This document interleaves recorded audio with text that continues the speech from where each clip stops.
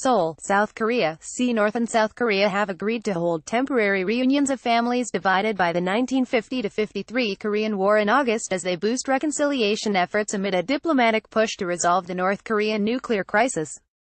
Seoul's Unification Ministry said Friday the reunions will take place at North Korea's Diamond Mountain Resort from August 20 to 26. It said the countries will each send 100 participants to the reunions. People with mobility problems will be allowed to bring a relative to help them. The Korean leaders in their first meeting agreed to hold the family reunions around August 15, an anniversary celebrated in both countries marking the Korean Peninsula's independence from Japanese colonial rule at the end of World War II in 1945. Friday's talks are expected to set up the exact date and location for the reunions and determine the number of people participating from both countries. If we sternly separate ourselves from the unfortunate past and acquire a strong mindset for the new times, humanitarian cooperation between the North and South will flourish. North Korea delegate Park Young-il said at the start of the meeting at North Korea's Diamond Mountain Resort. Park Young-seo, South Korea's Red Cross chief, expressed hope for productive talks that could resolve the grief of our nation.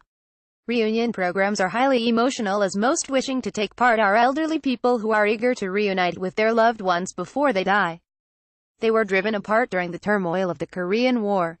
The meeting could get contentious if North Korean officials reiterate the country's demand for the return of 12 North Korean restaurant workers in return for allowing reunions.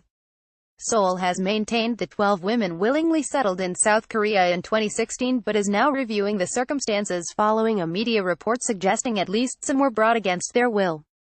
The North rejected a South Korean proposal for family reunions last year, seeking the workers' return first. The Koreas last held family reunions in 2015 before relations worsened because of North Korea's accelerated pursuit of nuclear long-range missiles and the countering hard-line policies of Seoul's conservative then-government. Since the end of the Korean War, both Koreas have banned ordinary citizens from visiting relatives on the other side of the border or contacting them without permission. Nearly 20,000 Koreans had participated in 20 rounds of face-to-face reunions held between the countries since 2000.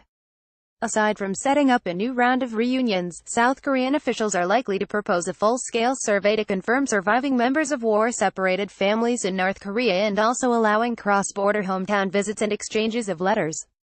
It's unclear whether North Korea would accept such plans. The limited rounds of reunions are vastly insufficient to meet the demands of aging relatives, who are mostly in their 80s and 90s, South Korean officials say. According to Seoul's Unification Ministry, more than 75,000 of the 132,000 South Koreans who have applied to attend a reunion have died. None of the past participants has had a second reunion. South Korea uses a computerized lottery to pick participants for the reunions, while North Korea is believed to choose based on loyalty to its authoritarian leadership.